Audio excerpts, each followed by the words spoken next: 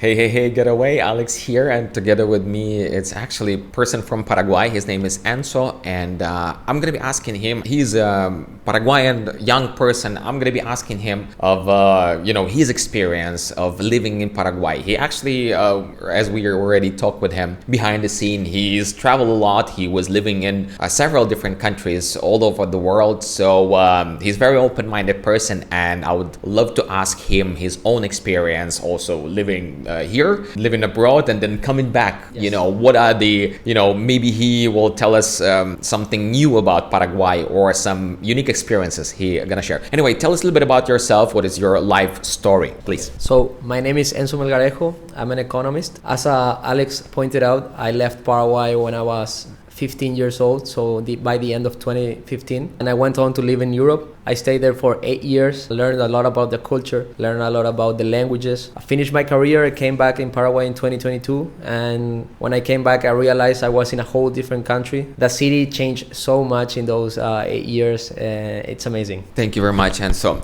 now talking about those changes, what I was thinking to ask you, I'm a bit, I don't want to say I'm a concern, but so from what I understand, I would say the life or the city is booming basically. Yeah, everything is growing. It's a lot of potential here, and actually a lot of foreigners are arriving. Again, we're talking about a lot. It's very vivid concept, right? What is a lot? But more and more people are interested in living here because of straightforward, for example, process of getting residency and the taxation system and stuff. Tell me, from what do you think? Does Paraguay has this potential to become like a super touristic place where the locals, like for example in Barcelona, because I'm working on cruise ships, for example, and I've experienced myself being in the middle of the protest, like we don't want cruise ships, we don't want tourists here. Again, they have their own rights and reasons and stuff. You know what I'm talking about? Like when the tourism reach out to such a level that they already like the locals, they like, hey, leave us alone. Do you think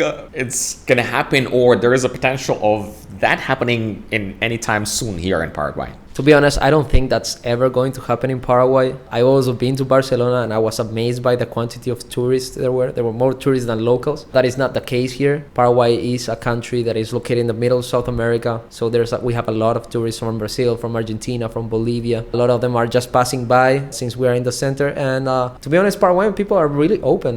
They embrace foreigners, and they really like when foreigners come and know their country. We are not a well-known country compared to our other neighbors, so most people are pretty happy when a foreigner comes and decides to stay here or to just know the country or visit, because we let them know that we exist, we let them know what is our culture, we let them know what is our beliefs, and we just try to integrate to the world. Thank you very much. And talking about that, the culture of Paraguay is so diverse that they speak in not only one language, they speak in two languages here, two official languages, Spanish and Guarani. And also, as you see, Enzo speaking perfect English. And you're going to find here people actually from a lot of European descent as well, who might speak Italian, who might speak some French, and also a lot of nomads. I believe Asuncion became very popular spot as well for the nomads last maybe couple of years, or even like very recent period, because of multiple reasons. And I know if you agree on that. First of all, the cost of living, you definitely can cut your expenses here, and your dollar can give you much more than Goes a long way. Yeah, goes a long way. You can afford so many things. And another thing, we already discussed that thing in a conversation we had behind the scene, that there's actually not that many things that you can, if you have money, of course you're gonna find the way to spend your money. But there's not that many, like big resorts, for example, those ski resorts, or the places that you actually can spend your money. So you can live such a simple, nice life. However, what if I'm a young person, let's say like this, well, not that young as you, but let's say somebody who's watching us, they are young people and they wanna get to know a little bit of other Asuncion. Because look, I'm gonna talk about, with all my respect, I'm gonna talk about stereotypes a little bit about Paraguay, because I was doing my research a little bit in Spanish as well. I do speak some basic Spanish. Some people referring to Paraguay, again, with all my respect, I'm already a resident of Paraguay, so don't talk bad about my country. But what I'm saying, they're referring as Asuncion as one of the most boring cities in Latino America. What do you have to say about it? I don't want to challenge you on this, but tell me, isn't it everything that bad? There's no clubs, there's no people that they can work out, they can meet up. Could you elaborate a little bit more on that? Well, definitely. If you compare it to, let's say, Buenos Aires or Rio de Janeiro, we're talking about huge, humongous cities. Of course, the nightlife is going to be more developed over there, but also the prices are going to be way more expensive. Nightlife nowadays in Asuncion is currently experiencing a booming period. So we got new bars popping out every day in the city center, in the outside area of Asuncion, and it's all different kinds of variety. It's not anymore your typical Latin club like reggaeton or Spanish music. We are starting to see the growth of new different music genres. Like, for example, there's a huge boom in techno. They are bringing on lots of foreign DJs that are not even going to Argentina or to Brazil. They're coming to Paraguay, and what you see a lot of time is in these big events, you get more foreigners than Paraguayans in the party, which is amazing. Being from here,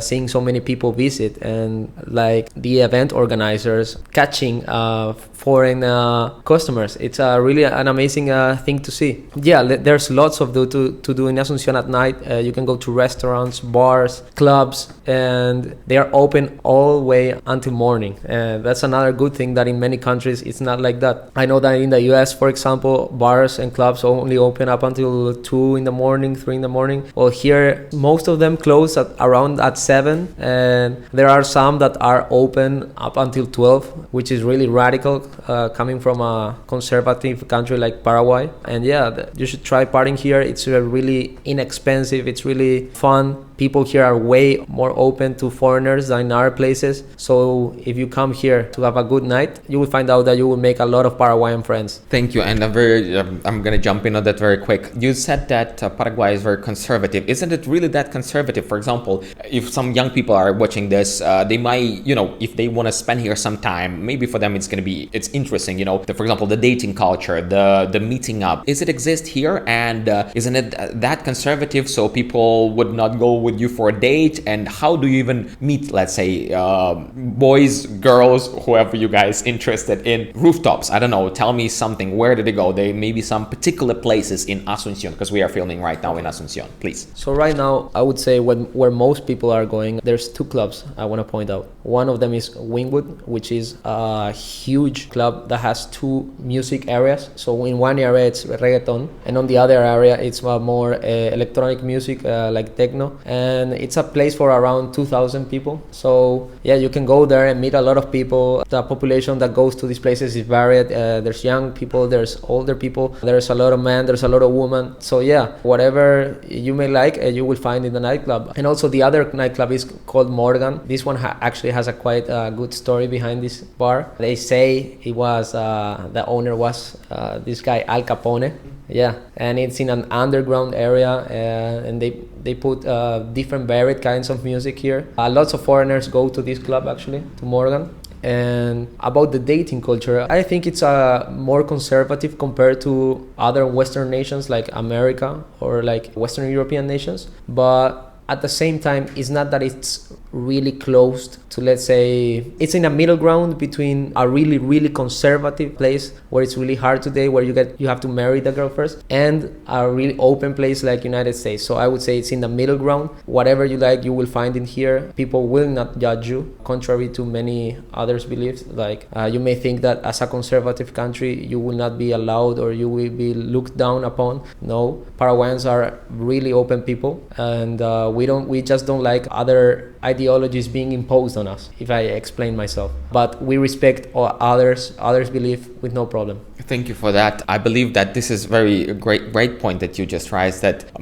sometimes or most of the time if we arrive into some place, we are bringing ourselves, but that's very important for you to be accustomed to the place where if you relocate, for example, or you go in for some time to spend some time in a country, for example, the country of Paraguay, then try to immerse yourself as much as possible with the local people. And they say I want to I don't want this to be like complimentary interview, but still, it's not like some political arguments right here or not. But I want to say that in some countries that I visit, and I've been to a lot of countries of the world because of my work on the cruise ships and stuff, and I'm actually love to travel. In some countries, you need to, when you want to start conversation, it's sometimes difficult to break the ice. I feel like here, maybe I want to generalize, in most of the countries of Latino America, there's no ice. There's no ice. There's nothing to break. You basically can start conversation. And what I like about, for example, Paraguay, and I also noticed that living a couple of months in Argentina, everybody loves this small talk. Like everybody starts with, hi, how are you? With whatever aspect of life is this. And there's going to be small talk no matter what. So, you know what? Thank you for